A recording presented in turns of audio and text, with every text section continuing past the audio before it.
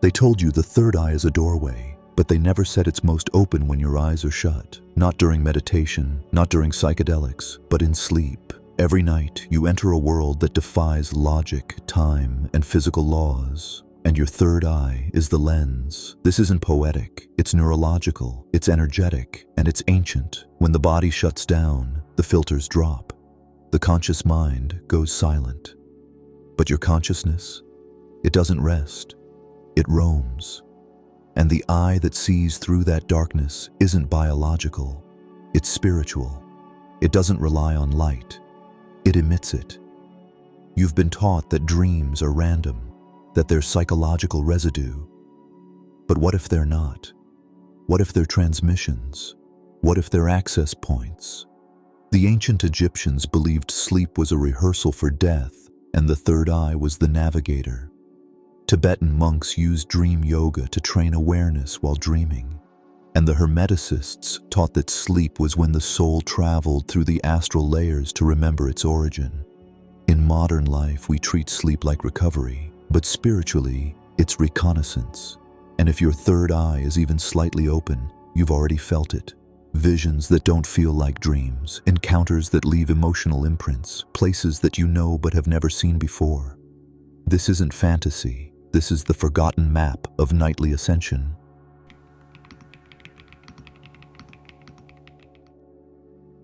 You've had those nights, the ones where what you experienced felt more solid, more vivid, and somehow more true than anything during the day.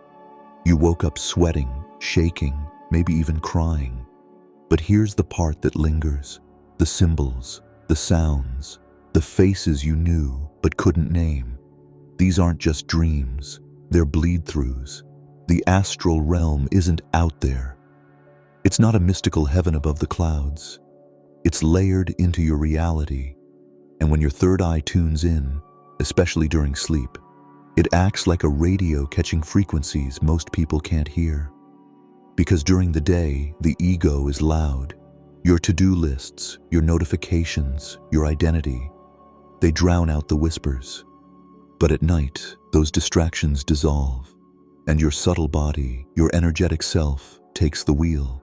The third eye doesn't create these experiences, it reveals them, and what it reveals isn't always beautiful. Some nights you travel, others you're tested. You find yourself in foreign cities, inside ancient temples, flying above oceans that don't exist on any map, but your soul remembers. It reacts before your mind can rationalize. That's the sign. You've also likely felt the watchers, the ones who appear in your dreams but don't act like dream characters. They observe, they say cryptic things. Sometimes they just stand there, staring. These aren't projections of your psyche, they're presences. They've noticed your signal. Because when your third eye pulses during sleep, it sends a beacon into the subtle planes. It's not just about where you go, it's about who sees you arrive. And not all who see you want to help. This is the part nobody talks about: the vulnerability, the exposure, the openness that comes with astral access.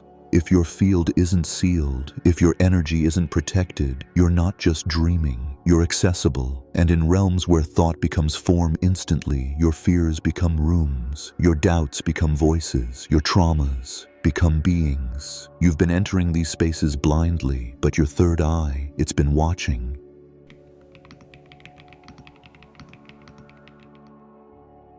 Most people dismiss nightmares as stress responses, projections of a tired mind. But the mystics knew better. The ancients understood that fear is a frequency, and in the astral realm, frequencies materialize. That thing chasing you in your dream, that shifting shadow with no face, that moment where you try to scream but no sound comes out.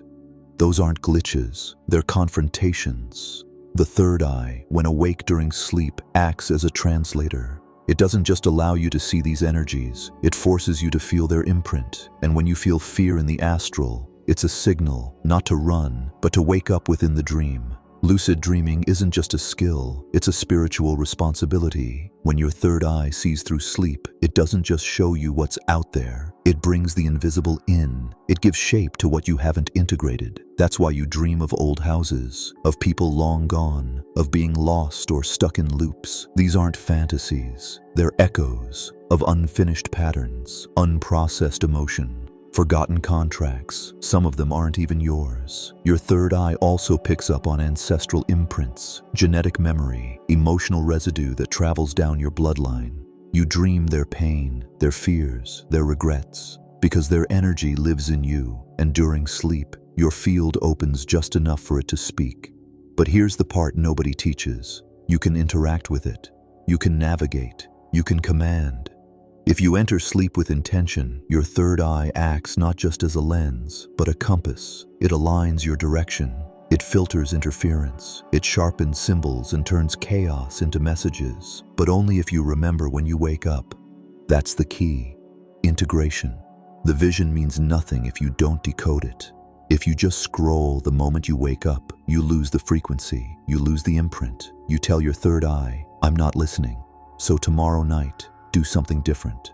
Before you sleep, set the intention to remember, not just the dream, but the meaning behind it. Then when you wake, write one sentence, one symbol, one feeling. Do this for a week and see what happens. If this is already resonating with you, it means you're ready. Subscribe and stay close. There's a reason you're finding this now.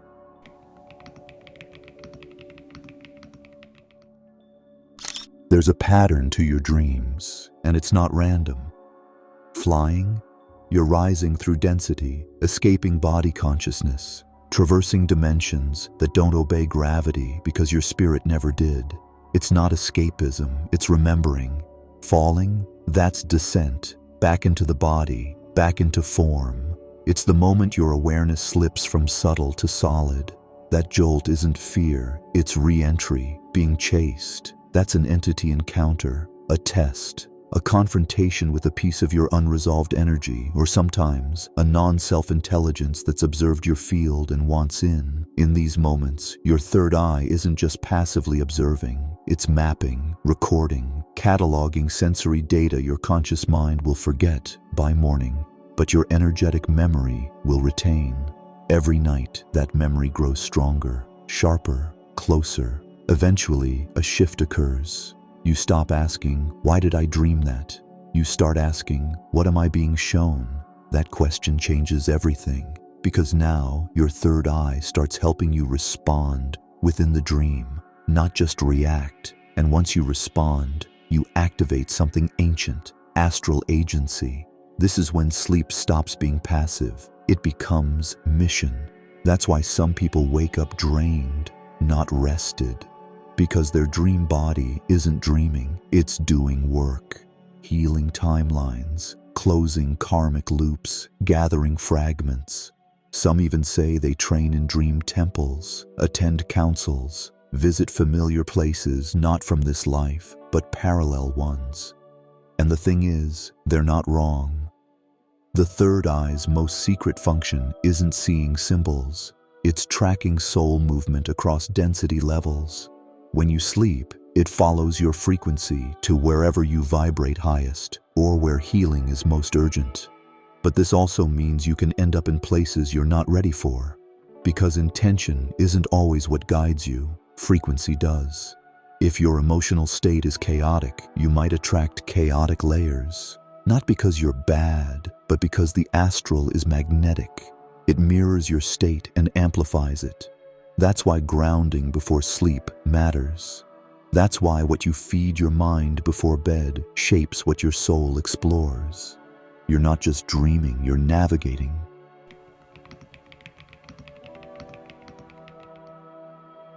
There's a reason you keep returning to that strange hallway, that endless staircase, that person with no face, that city you've never been to, but every corner feels familiar.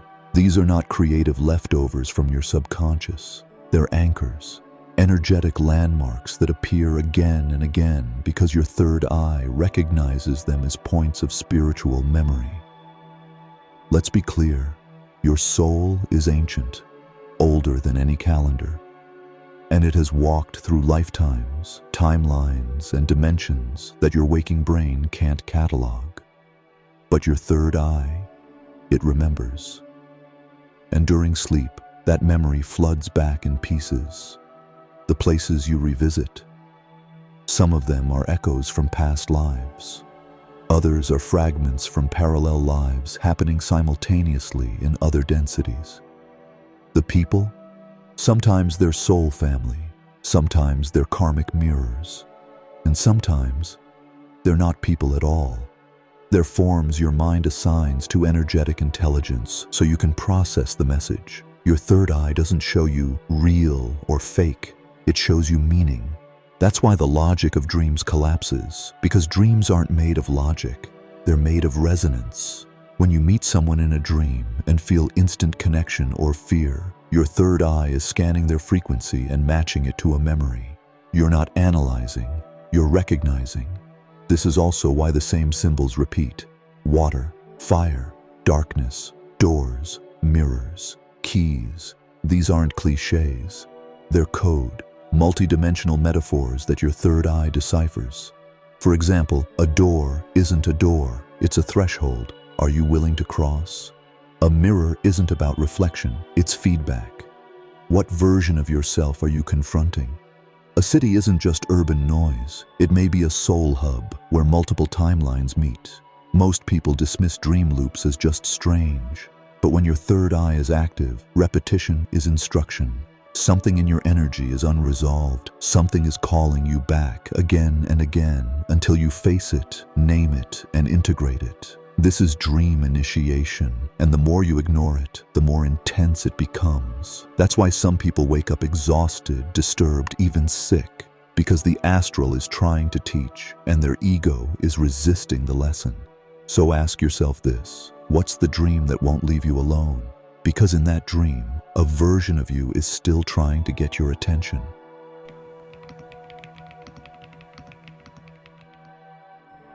There's a moment in certain dreams where you realize you're not alone. You're not imagining it. The feeling of being observed, of something or someone waiting behind the veil of the dream. A stillness that isn't yours. A presence that doesn't belong to the narrative your mind is weaving. That's your third eye catching them.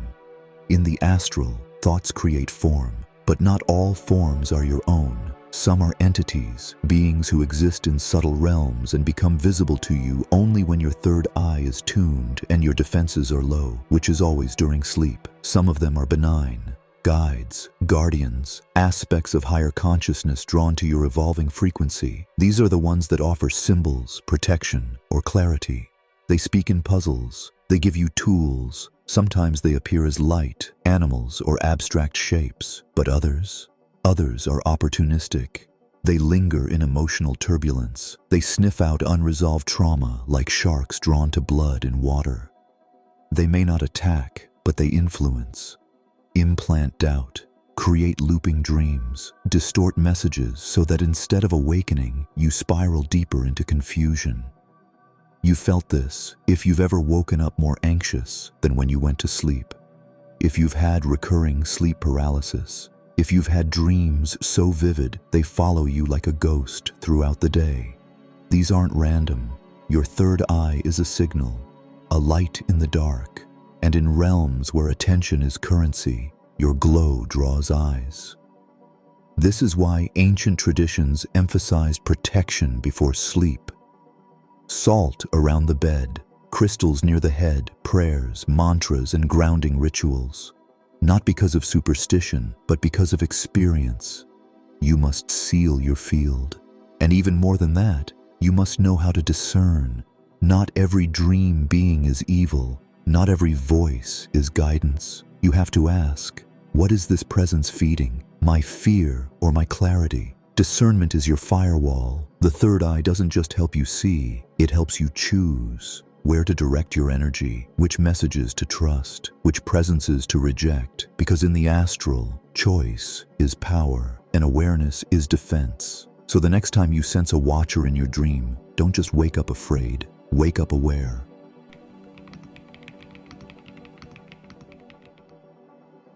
When you wake up from a powerful dream, something in you shifts. Maybe it's subtle, a mood, a strange sense of déjà vu, a flicker of insight, but sometimes it's more. Sometimes you wake up and the world feels off, or you feel off, like you've changed timelines in your sleep. And maybe you have, because your third eye doesn't just perceive astral realms.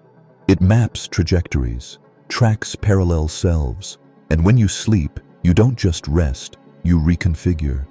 Your subconscious reprograms itself based on what you experienced while untethered.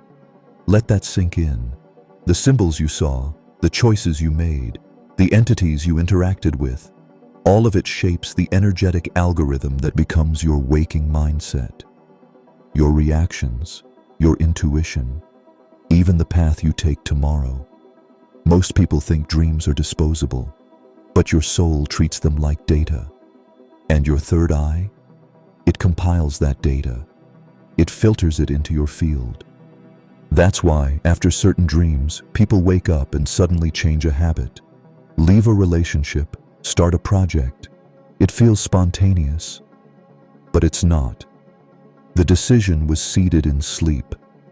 And if you're not tracking that process, you're letting the most powerful shifts of your life happen in silence. This is why dream journaling isn't just a tool, it's integration. Every time you write down a dream, you're creating a feedback loop between your waking self and your dream self. You're telling your third eye, I'm paying attention. That single act increases clarity, coherence, and recall.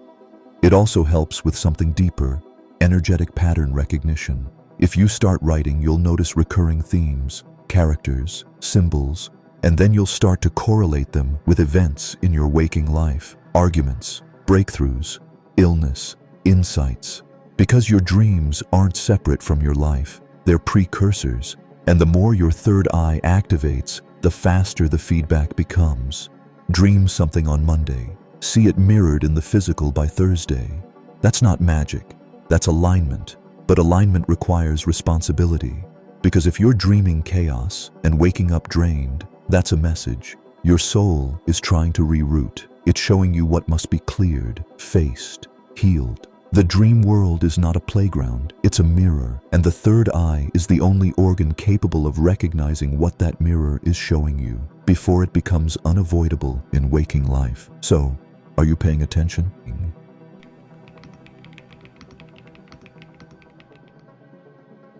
You've traveled through temples in your dreams, fought shadows, spoken with beings made of sound and memory. You've stood on mountains that don't exist in this world and stared into skies that pulse like living things. And still, you wake up, shake your head, and tell yourself it was just a dream.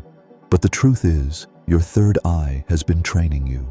Night after night, it's been peeling back illusions, testing your perception, showing you pieces of who you were before this life, pieces of who you might become after. The question is, have you been listening? Because sleep isn't a break from reality, it's a return to it, and your third eye is the only guide that can carry the lessons across the veil. The veils between dimensions are thinner now. More people are reporting shared dreams, prophetic dreams, dreams that bleed into waking life with terrifying precision. This isn't imagination, this is awakening. You are no longer just a body having dreams. You are a consciousness remembering itself, across dimensions, across time, across identities. And the moment you accept that, your dreams stop being dreams. They become messages, missions, maps, but no map matters unless you choose to follow it. That's your challenge now. Before you sleep tonight, ask for clarity. Ask to be shown who you are beyond the body. Ask for the next step on your path. And when you wake, write down whatever came. Even if it's just a word, a shape, a color, because that's how it begins. The third eye doesn't open with force, it unfolds with attention. And when you start paying attention, the universe responds. Now I want to leave you with this. Have you ever had a dream so vivid, so emotionally intense that it felt more like a memory than imagination? Tell me in the comments. Because sometimes, the key to decoding your dreams isn't inside the dream. It's in the collective. And if this video spoke to something deep inside you, there are more messages waiting.